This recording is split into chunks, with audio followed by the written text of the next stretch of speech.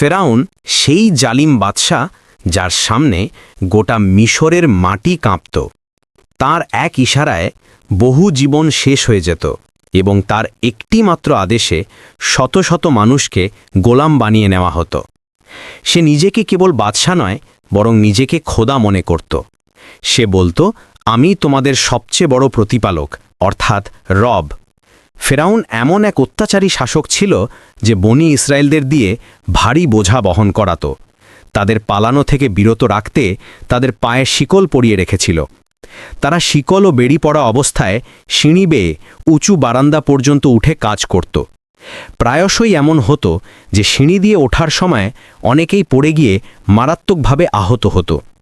কিন্তু ফেরাউনের সেদিকে কোনো ভ্রুক্ষেপ ছিল না, কারণ সে সবাইকে গোলাম বানিয়ে রেখেছিল। যদি কেউ পালানোর চেষ্টা করত, তবে তার জন্য সেখান থেকে বের হওয়া অসম্ভব ছিল, কারণ চারদিকে একটি ঘন জঙ্গল তৈরি করা হয়েছিল যেখানে হিংস্র সিংহ পোষা হতো। তাই অনুমতি ছাড়া কারো ভেতরে বা বাইরে যাওয়ার সাহস ছিল না। এই জায়গাটি ছিল মিশরের মূল শহর থেকে কিছুটা দূরে, তাই ফেরাউন নিজেকে এখানে সম্পূর্ণভাবে নিরাপদ মনে করত এবং বনি ইসরায়েলের লোকদের এখানে গোলাম করে নিয়ে আসত। এরপর ফেরাউন বনি ইসরায়েলের ওই সব লোকদের ওপর সবচেয়ে বেশি অত্যাচার করত। যারা শহরে বা আশেপাশে বাস করত তারাও স্বাধীন ছিল না। ফেরাউন ও তার জাতি মনে করত যে বনি ইসরায়েল কেবল তাদের গোলামি করার জন্যই জন্মগ্রহণ করেছে। ফেরাউন একটি স্বপ্ন দেখেছিল যে একটি শিশু তার রাজত্বকে শেষ করে দেবে। তার উপদেষ্টারা বলল, এই ভবিষ্যৎবাণী আমরা কিতাবেও পড়েছি, তবে আপনাকে বলতে ভয় পেতাম, পাছে আপনি আমাদের ওপর ক্রুদ্ধ হন। বনি ইসরায়েল একটি শিশু জন্ম নেবে যে হবে মহাশক্তিধর। সে আপনার সালতানেতের বিরুদ্ধে রুখে দাঁড়াবে এবং আপনার শাসন শেষ করে দেবে। ফেরাউন বলল, আমি এই কিতাবগুলোকে মিথ্যা প্রমাণিত করব। সে জন্ম নেওয়ার আগেই মরে যাবে। এরপর সে অত্যাচারের এমন চরম সীমায় পৌঁছালো যা বিশ্বকে কাঁপিয়ে দিল। এই বিপদ দূর করার জন্য প্রতি বছর হাজার হাজার জীবন কেড়ে নেওয়া হতো। বনি ইসরায়েলের লোকজন কথা বলতে লাগল, শুনেছি আমাদের মুক্তিদাতা আসছেন। ফেরাউনের রাজত্ব চিরস্থায়ী হবে না। আমরাও কি মুক্তি পাব? হ্যাঁ, এটাই শোনা গেছে যে তিনি বনি ইসরায়েলদের মধ্য থেকে হবেন এবং আমাদের মুক্ত করবেন। কিন্তু ফেরাউন তো প্রত্যেক গর্ভবতী মহিলার উপর নজরদারির জন্য একজন ধাত্রী নিয়োগ করেছে। তাহলে এটা কিভাবে হবে? আল্লাহর হুকুমে যে ধাত্রী নজরদারির জন্য নিযুক্ত ছিল সে হজরত মুসা আলাইহিসসালামের মায়ের সৎ এবং সহমর্মী হয়ে উঠল। সে সব রাজ গোপন রাখল এবং গর্ভাবস্থার খবর কাউকে জানাল না। আর এভাবেই তীব্র ভয়ের সেই মুহূর্তগুলোতে হজরত মুসা আলাইহিসসালামের জন্ম হল। সিপাহীরা যখন শিশুটির খোঁজ করতে লাগল, তখন মায়ের হৃদয়ে আল্লাহর পক্ষ থেকে একটি ইলহাম অর্থাৎ ঐশী নির্দেশনা নাজিল হল। ভয় পেও না, তোমার সন্তানকে একটি সন্দুকে ভরে নীল নদে ভাসিয়ে দাও। এরপর তিনি কম্পিত হৃদয়ে শিশুটিকে সন্দুকে রাখলেন এবং নদীর স্রোতে ছেড়ে দিলেন। এরপর একদিন ফিরাউনের স্ত্রী হজরত আসিয়া বিনতে মুজাহিম নীলনদের তীরে গেলেন। তিনি ছিলেন অত্যন্ত মহৎ, উঁচু মর্যাদার এবং নুরানি মহিলা, যার কথা কুরআন শরীফেও এসেছে। আল্লাহ তাআলা তাকে মুমিনদের জন্য আদর্শ হিসেবে ঘোষণা করেছেন। তিনি ইসলামে কামিল পূর্ণাঙ্গ নারী হিসেবে উদাহরণ সৃষ্টি করা 4 জন শ্রেষ্ঠ মহিলার মধ্যে গণ্য হন।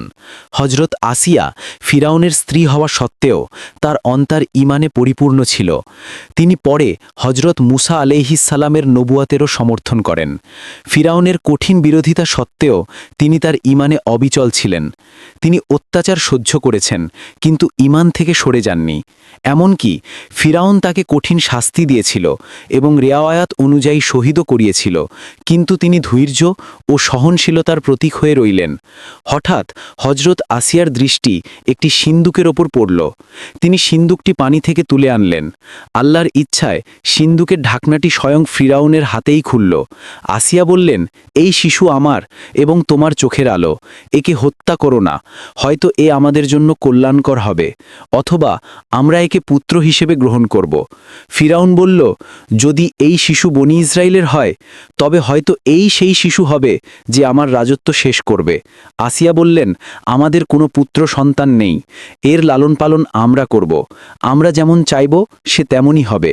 দেখুন, ভাগ্যর কি অদ্ভুত খেলা, যে ব্যক্তি মূসাকে হত্যা করতে চেয়েছিল আজ সেই শত্রুর প্রাসাদই মূসার প্রতিপালনের স্থান হয়ে গেল। এরপর সমস্যা দেখা দিল যে শিশুটি কোনো মহিলার দুধই গ্রহণ করছিল না। ঘোষণা করা হলো যে মহিলা এই শিশুকে দুধ পান করাবে তাকে ধনসম্পদ দিয়ে পুরস্কৃত করা হবে। এই খবর হজরত মুসা আলাইহিসসালামের কাছে পৌঁছালো। তিনি এলেন এবং যখন হজরত মুসা আলাইহিসসালামের মা তাকে দুধ পান করালেন তখন সে আনন্দের সাথে দুধ গ্রহণ করল। এভাবে প্রতিদিন হজরত মুসা আলাইহিসসালামের মা আসতেন এবং দুধ পান করিয়ে চলে যেতেন। ফিরাউন লক্ষ্য করল যখন আপনি অর্থাৎ আসিয়া একে কোলে নেন তখন সে খুশি হয়, আর যখন আমি কোলে নিই তখন রাগ করে। আমার মনে হয় এ ইচ্ছা করে এমন করে। কে জানে এই সেই শিশু হবে কিনা যে আমার রাজত্ব শেষ করবে। আসিয়া বললেন, না, সে তো শিশু, সে জানে না কি করতে হয়। ফিরাউন বলল, কিন্তু আমার বিশ্বাস এ আমার জন্য হুমকি, তাই সম্ভাব্য বিপদ আগেই দূর করে দেওয়া উচিত। সময় পার হতে লাগল। নবী মুসা যুবক হয়ে উঠলেন। তিনি ছিলেন সত্যবাদী, ন্যায়পরায়ণ ও দয়ালু এক মহৎ মানুষ। এদিকে ফিরাউনের রাজত্বে অত্যাচার বাড়তেই থাকল। একদিন হজরত মুসা আলাইহিসসালাম শহরে প্রবেশ করে দুই ব্যক্তিকে ঝগড়া করতে দেখলেন। একজন ছিলেন মুমিন এবং অন্যজন ছিলেন কিপ্তি, অর্থাৎ ফিরাউনের অনুসারী। মুসা জুলুম দেখে কিপ্তিকে একটি জোরে ঘুষি মারলেন এবং কিপ্তি মাটিতে পড়ে মারা গেল। এ খবর ফিরাউনের কাছে পৌঁছালো। সে নির্দেশ দিল মুসাকে এই মুহূর্তে গ্রেপ্তার করে তার সামনে আনা হোক। মুসা আল্লাহর কাছে প্রার্থনা করলেন, হে আল্লাহ, আমার তাকে হত্যা করার ইচ্ছা ছিল না, জানি না সে কিভাবে মারা গেল। ফিরাউনের সিপাহীরা মুসাকে খুঁজতে লাগল। একজন লোক এসে মুসাকে সতর্ক করল, মুসা, ফিরাউনের সিপাহীরা আপনার সন্ধানে আছে, সে আপনাকে হত্যা করাতে চায়। মুসা আল্লাহর কাছে পথ নির্দেশ চাইলেন। তাকে আদেশ এলো, মুসা, ফিরাউন জালিম, তোমার এখানে থাকা উচিত নয়, মাদিয়ানের দিকে রওনা হও। এভাবে হজরত মুসা আলাইহিসসালাম বহুদিন ও রাত একটানা চলতে থাকলেন। অবশেষে মুসা মাদিয়ান পৌঁছালেন, কিন্তু খুব ক্লান্ত ছিলেন। সেখানে একটি কূপ দেখতে পেলেন যেখানে পুরুষরা তাদের পশুদের জলপান করাচ্ছিল এবং দুই মহিলা দূরে অপেক্ষা করছিলেন। মুসা জিজ্ঞেস করলেন, আপনারা কেন চিন্তিত হয়ে দাঁড়িয়ে আছেন? কিসের অপেক্ষা করছেন? মহিলারা বললেন, আমরা অপেক্ষা করছি যতক্ষণ না পুরুষরা তাদের পশুদের জলপান করিয়ে চলে যায় আমরা এগিয়ে যেতে পারি না। মুসা বললেন, আমাকে দিন, আমি জলপান করিয়ে দিচ্ছি। মহিলারা জলপান করিয়ে তাড়াতাড়ি ফিরে আসলেন এবং তাদের বাবাকে বললেন। বাবা বললেন, তাদের আমার কাছে ডেকে আনো, আমি তাদের পারিশ্রমিক দিতে চাই। ওই মহিলারা ছিলেন হজরত শুয়াইব আলাইহিসসালামের কন্যা। তিনি হজরত মুসা আলাইহিসসালামকে ডেকে পাঠালেন। মুসা আলাইহিসসালাম তার পুরো কাহিনী শোনালেন। শুয়াইব আলাইহিসসালাম বললেন, ভয় পেও না, তুমি জালিমদের দল থেকে মুক্তি পেয়ে গেছ। এই এলাকা ফিরাউনের সীমানার বাইরে। এরপর তিনি বললেন, আমি আমার এক কন্যাকে তোমার কাছে নিকাহ বা বিবাহ দিতে চাই। এর বিনিময়ে তোমাকে এই বাড়িতে ৮ বা ১০ বছর থেকে আমাদের খেদমত করতে হবে। এই মেয়াদ শেষ হওয়ার পর যেখানে যেতে চাও তোমার স্ত্রীকে সঙ্গে নিয়ে যেতে পারো। মেয়াদ পূর্ণ হওয়ার পর হজরত মুসা আলাইহিসসালাম তার স্ত্রীকে নিয়ে মিশরের দিকে রওনা হলেন। রাত খুব ঠান্ডা হয়ে গিয়েছিল। অন্ধকারে তারা পথ হারিয়ে ফেললেন। হঠাৎ হজরত মুসা আলাইহিসসালাম দূরে পাহাড়ের ওপর একটি গাছের ওপর জ্বলন্ত নুরানি আগুন দেখতে পেলেন। তিনি স্ত্রীকে বললেন, তুমি এখানেই থেকো, আমি আগুনের কাছে যাই, হয়তো সেখান থেকে কোনো পথ পাওয়া যাবে। সেখানে তাকে আওয়াজ দেওয়া হলো, হে মুসা, আমি তোমার প্রতিপালক। হে মুসা, এই স্থান পবিত্র ভূমি, তোমার জুতো খুলে ফেলো। আল্লাহ জিজ্ঞেস করলেন, হে মুসা, তোমার ডান হাতে ওটা কি? তিনি বললেন, এটি আমার লাঠি, আছা। আমি এর উপর ভর দেই এবং এটি দিয়ে আমার ভেড়াদের জন্য গাছ থেকে পাতা ঝাড়াই। এছাড়া এটি দিয়ে আরও অনেক কাজ করি। তাকে নির্দেশ দেওয়া হলো, তোমার লাঠিটি মাটিতে ফেলে দাও। রেওয়ায়েত অনুযায়ী তিনি লাঠিটি ফেলতেই তা একটি সাপ হয়ে গেল। এই দেখে মুসা আলাইহিসসালাম ভয় পেয়ে পিছিয়ে গেলেন। এরপর তিনি আবার আওয়াজ শুনলেন, ফিরে এসো এবং ভয় পেও না, তুমি নিরাপদে আছো। লাঠি সাপে রূপান্তরিত হওয়া ছিল হজরত মুসা আলাইহিসসালামকে দেওয়া প্রথম মুজিজা বা অলৌকিকতা। এরপর আল্লাহ তাআলা তাকে আরেকটি মুজিজা দান করলেন। মুসা আলাইহিসসালামকে আদেশ দেওয়া হলো যে তিনি যেন তার হাত জামার ভেতরে বা বগলে প্রবেশ করিয়ে বের করেন। মুসা আলাইহিসসালাম যখন হাত বের করলেন তখন তা সাদা এবং নূর বা আলো দিয়ে ঝলমল করছিল। এরপর আওয়াজ এলো, হে মুসা, এই দুটি মুজিজা তোমার প্রতিপালকের পক্ষ থেকে তোমাকে দেওয়া হয়েছে। এরপর নির্দেশ হলো যে এবার ফিরাউনের কাছে যাও, তাকে নেকির দাওয়াত দাও এবং বনি ইসরায়েলকে মুক্ত করো। হজরত মুসা আলাইহিসসালাম আরজ করলেন, হে আমার প্রতিপালক, আমার বক্ষ প্রশস্ত করে দাও, আমার কাজ সহজ করে দাও, আমার জিহ্বার জড়তা দূর করে দাও, যাতে তারা আমার কথা বুঝতে পারে। আর এই কাজে আমার ভাই হারুন আলাইহিসসালামকে আমার সাহায্যকারী ও পৃষ্ঠপোষক বানিয়ে দাও। তখন আওয়াজ এলো যে হে মুসা, তোমার সমস্ত আবেদন কবুল হলো। হজরত মুসা আলাইহিসসালাম তার ভাই হারুন আলাইহিসসালামকে নিয়ে ফিরাউনের কাছে পৌঁছালেন এবং বললেন, আমি আল্লাহর রাসূল, বনি ইসরায়েলকে মুক্ত দাও। ফিরাউন জোরে হেসে উঠল। মুসার কথা যেন তার কাছে নিছক একটি কৌতুক ছিল। সে জিজ্ঞেস করল, তেব রব কে? মুসা বললেন, তিনিই সেই রব, যিনি আসমান ও জমিন এবং এ দুয়ের মাঝে যা কিছু আছে সব কিছুর মালিক। ফিরাউন বলল, দেখো তো এ লোকটা কি বলছে। মুসা বললেন, এতে হাসার কি আছে?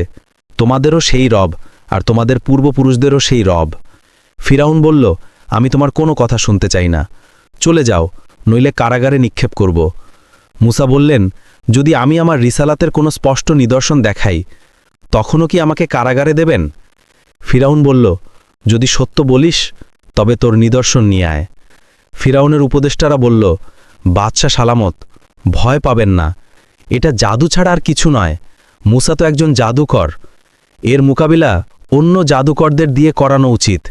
ফিরাউন নির্দেশ দিল যে মিশরের সবথেকে বড় জাদুকরদের যেন তার দরবারে হাজুর করা হয়। দূর দূর থেকে মিশরের সব বড় জাদুকর ফিরাউনের দরবারে আনা হলো। তারা জিজ্ঞেস করল, যদি আমরা মোকাবেলায় জিতি তবে আপনি আমাদের কি পুরস্কার দেবেন? ফিরাউন বলল, তোমরা যা চাও সব দেব, তবে মুসাকে যে কোনো মূল্যে হারাতে হবে। মুসা বললেন, আমার কাছে জাদু নয়, বরং আল্লাহর দেওয়া মুজিজা রয়েছে। তোমরা আগে তোমাদের জাদু দেখাও। সব জাদুকর তাদের লাঠি আর দড়ি মাটিতে ফেলল, আর সেগুলো সাপে পরিণত হল। এরপর নবী তার লাঠি মাটিতে ফেললেন। সেটা এক বিশাল সাপ হয়ে গেল এবং অন্যান্য সাপগুলোকে গিলে ফেলল। জাদুকররা বলল, আমরা আপনার ও আপনার প্রতিপালকের ওপর ঈমান আনলাম। এটা সত্যি মুজিজা ছিল, জাদু নয়। ফিরাউন রাগে ফেটে পড়ল, আমার অনুমতি ছাড়াই তোমরা কিভাবে ঈমান আনলে? তোমরা সবাই একে অপরের সাথে যোগ সাজস করেছিলে। আমি তোমাদের সবাইকে শুলিতে ঝোলাব। মুসা বললেন, এখনো সময় আছে, ঈমান আনো, অন্যথায় জেনে রাখো অতি শীঘ্রই আল্লাহর পক্ষ থেকে নানা ধরনের আযাব বা শাস্তি আসতে চলেছে। বলা হয় যে প্রথম আযাব খরা রূপে এলো, কিন্তু ফিরাউন ঈমান আনল না। এরপর দ্বিতীয় আযাব তুফান রূপে এলো, কিন্তু ফিরাউন ও তার কম ঈমান আনল না। এরপর তাদের ক্ষেত ও গাছপালায় পঙ্গপাল আক্রমণ করল। এরপর তাদের ওপর আরও এক পোকামাকড়ের আযাব নাজিল হল, যা সব দিকে ছড়িয়ে পড়ল। এরপর তাদের ওপর ব্যাঙের আযাব নাজিল হল।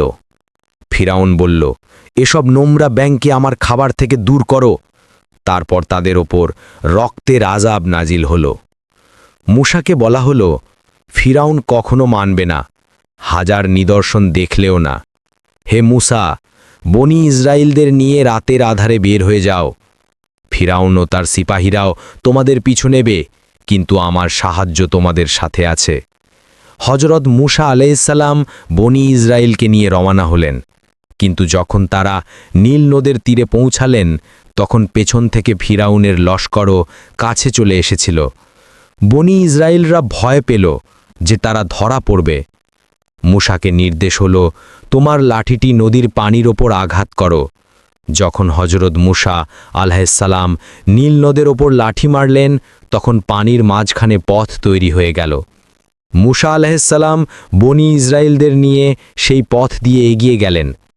ফিরাউন ও তার সিপাহীরাও সেই পথে প্রবেশ করার পর তারা ডুবে গেল।